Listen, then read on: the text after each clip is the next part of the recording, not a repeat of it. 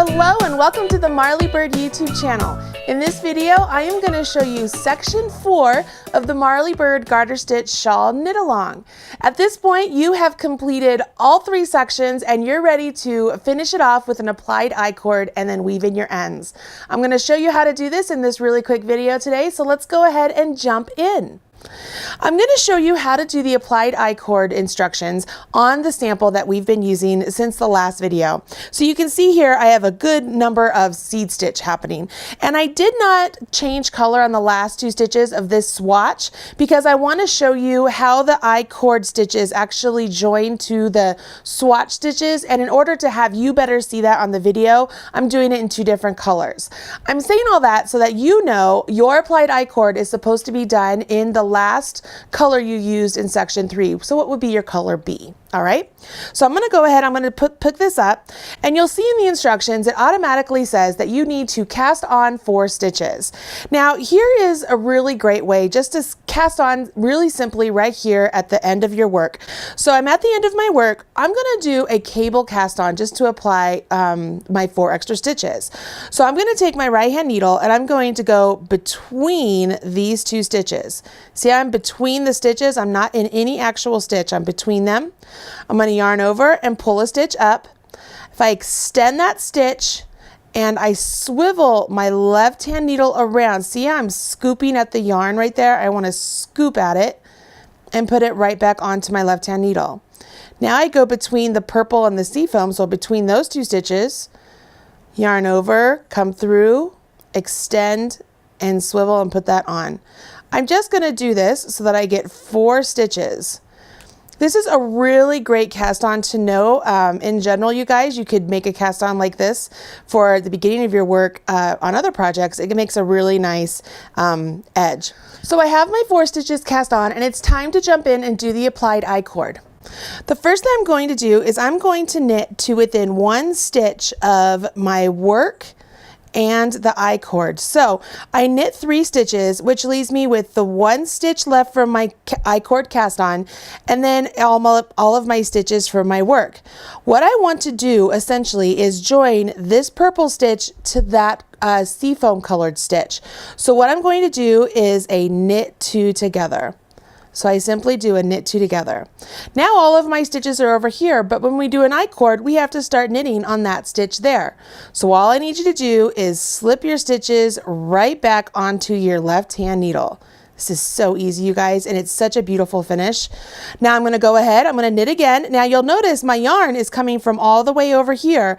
That's okay. That's the way you do an I-cord, okay? And this first stitch might be a little bit loose, and that's okay.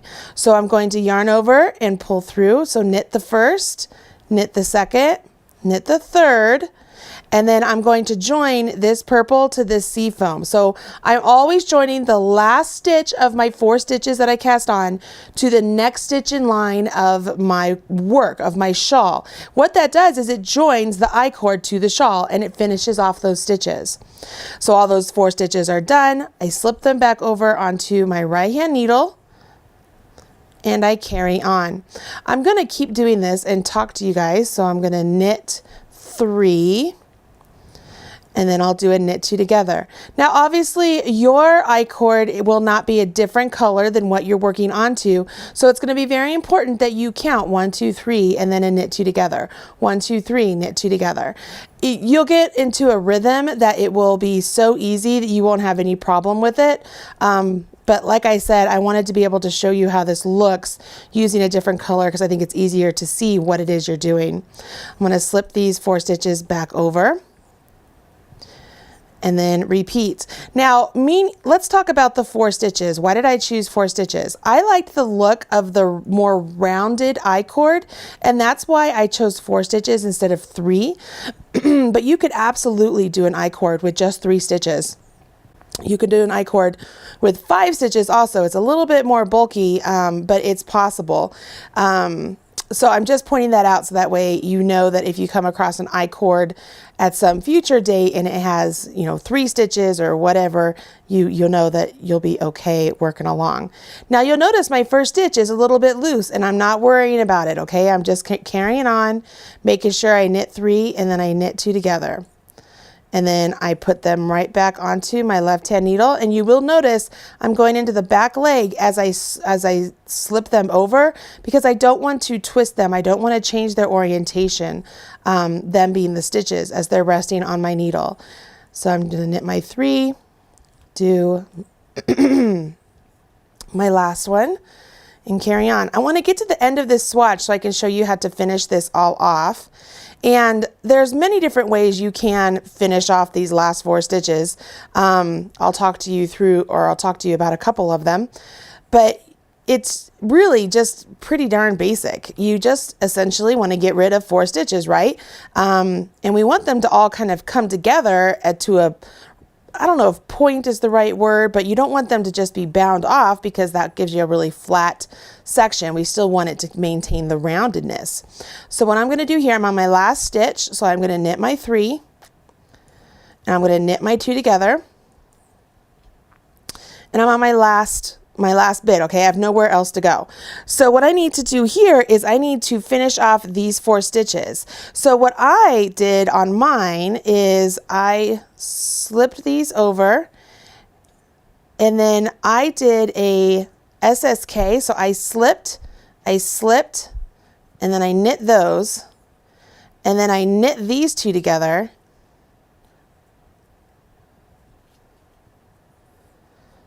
Okay. And then what I did is I had my SSK jump over my slip, slip, knit. You see that? All you do now is I just pulled that through one more to give myself a nice little knot where I can apply that there. Cut my string, leaving at least 4 to 6 inches, and voila. Let's make sure your I-cord looks like mine, okay? Let's see. If you look down here, you can see the stitches that were on my needle, obviously, because they're a different color than my I-cord. But you'll notice they're all just really simply just knit together with the applied I-cord. Now the I-cord itself, as I roll it, it looks like a bunch of knit stitches, right? It looks like a bunch of V's, and it's really pretty. It's a beautiful finish. What I love most about it is that it is stretchy. As you become more experienced knitters, you will notice that there are many different bind-offs that will tell you that this is a stretchy bind-off. Well, obviously an applied I-cord might not be the best thing for everything you make, but if you need a stretchy bind-off and you need a little decoration, the applied I-cord is a really great one to use, because as you look down here, it is really nice and stretchy. Now I chose the applied I-cord for our shawl because I wanted to make sure that we didn't accidentally bind off our stitches really super tight and then we weren't able to extend out our shawl very well. So that's why I chose the applied I-cord. Plus, I think that this is just one of those extra tools that you now have in your knitter's toolbox that allows you to become really super great knitter, okay? So I'm gonna set this aside and let's take a look at my shawl in progress, because I wanna show you how to weave in the ends.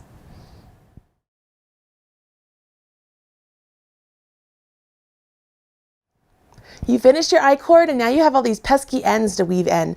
You want to make sure that your shawl looks really nice and finished. So I'm going to show you how I weave in ends when I'm using the Red Heart soft yarn to make sure that they don't pop out and become unsightly. So let's take a look down here. I'll show you what I mean.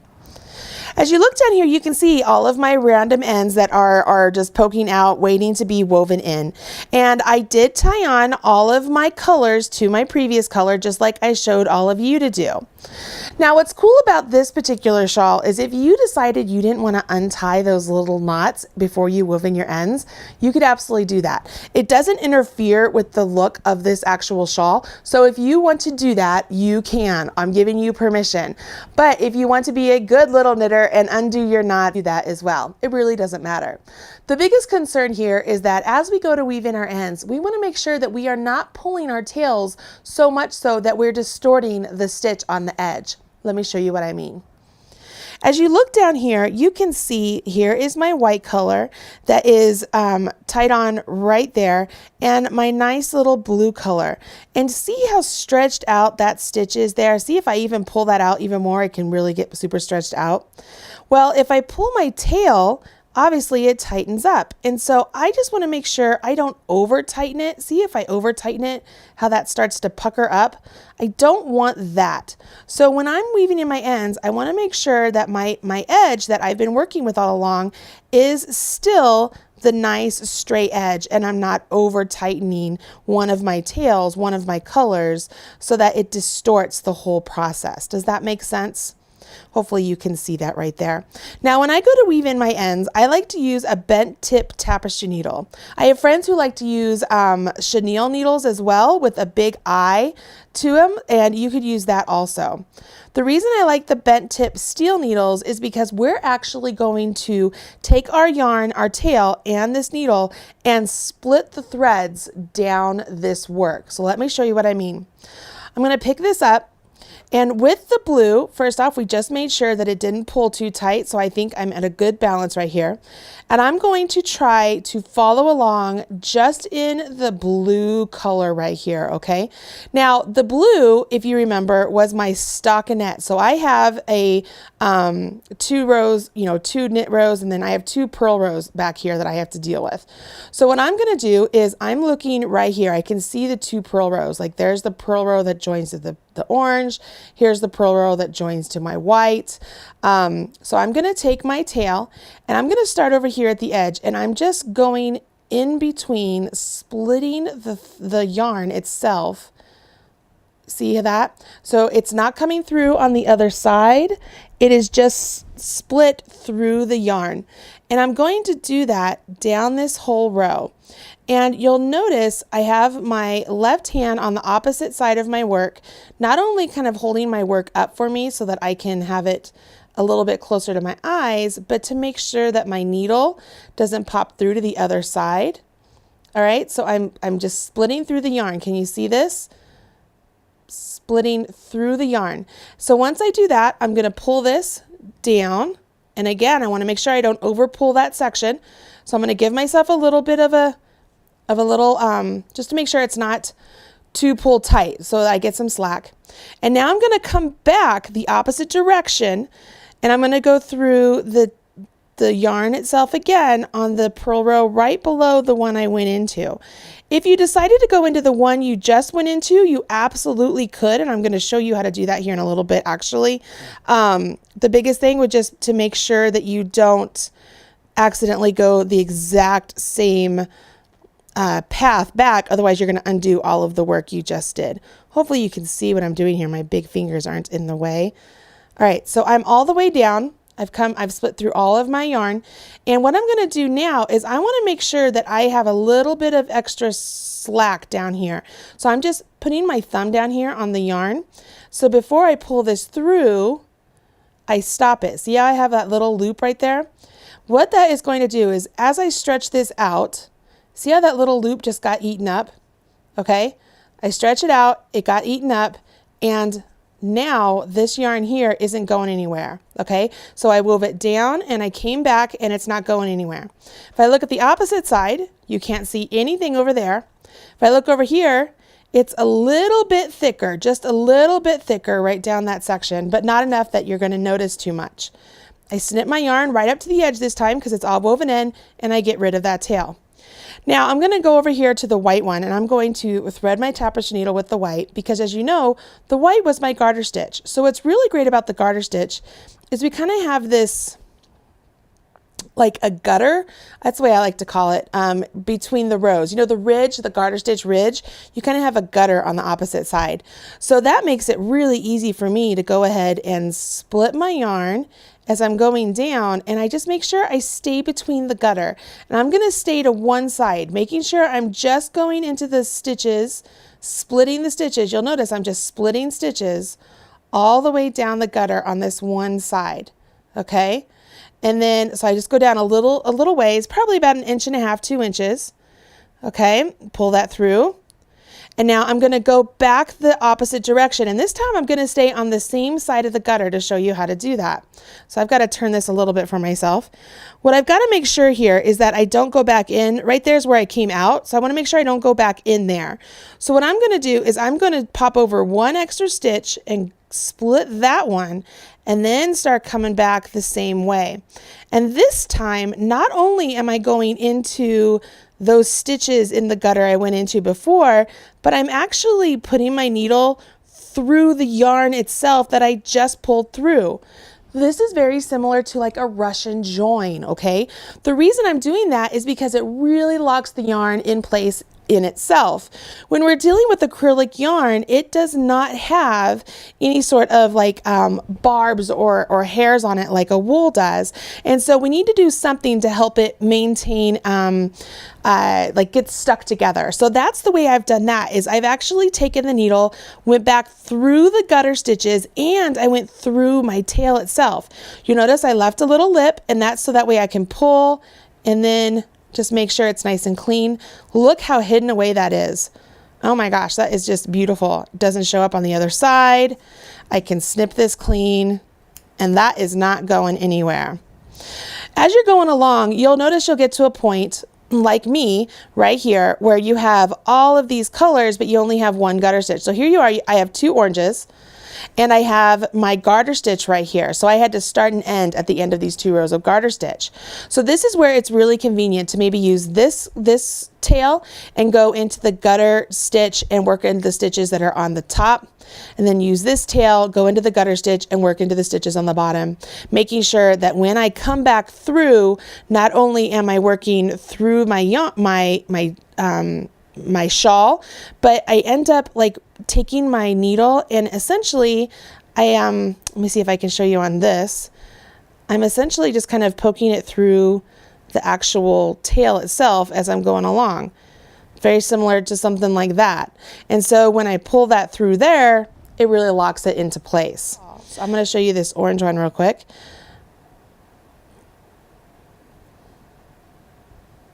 I am just going through my stitches, splitting the stitches all the way down, and I'm making sure I'm just going into the bottom stitches of the quote-unquote gutter, and I'm going into the same color that I am working into. You could mix and match, like I could take the orange through the blue because technically I'm splitting the yarn, right? It's never supposed to show through. But if you have the orange stitches right there and available to me, I don't think that's necessary to go through the blue. There's no reason for me to. So I went down one. Remember what I said, I always skip over one extra leg of the stitch or one extra stitch, and then I start following my path back. And as I go back, I want to make sure not only am I going into the stitches, but I am weaving my yarn through the tail itself also, because it really will lock all of my tails in place. Make sure I have that little lip right there, so when I extend, look, it doesn't go anywhere. Oh my gosh, this is so pretty. I love it when you're able to weave in your ends really nice and pretty and you get just a really nice finished look. Look how pretty that is. Oh my gosh, that is so pretty. Okay guys, you know how to do the applied I-cord and how to weave in your ends. Your shawl is complete. I hope you've had just as much fun as I have making this wonderful shawl. And I know that many of you in the Facebook group are already considering doing more shawls after seeing all the different color combinations that are available out there with the Red Heart Soft yarn. It's amazing. I hadn't even thought about some of those color combinations, and I'm looking at those shawls thinking, oh my gosh, I've got to make another one of those because that is so pretty. I have seriously enjoyed this entire process, and I cannot wait for the next Marley Bird Red Heart Knitalong. So make sure you hit subscribe, smash that like button, so that way you are up to date whenever there's a new video released, and you will be the first to know when there's a new Knitalong. I've been asked many times if I'm going to keep the Facebook group active, and as of right now, yes, the Facebook group will remain active. So all of you who are a part of the Facebook group, you can stay in there, and I will just maintain that group, and every Knitalong will just keep working in that same process with the group. So those of you who have caught on to these videos a little bit later, but you still want to join into the group, it is still available. So make sure you just click that little link right there and you will be right over to the Facebook group. I am so proud of all of you for doing this shawl, and I know that many of you are brand new knitters, and look at this huge project you just finished. I really hope you guys will send me pictures of your shawls as they're finished, as you're wearing them, as you're giving them as gifts. I would love to see all of the recipients' happy faces as they're wearing their shawls. I'm so proud of all of you, and I hope that you will come back for more. I'm Marley Bird, proud spokesperson for Red Heart Yarns, and this is the Marley Bird Garter Stitch Shawl Knit Along. I'll talk to you guys again soon. Bye.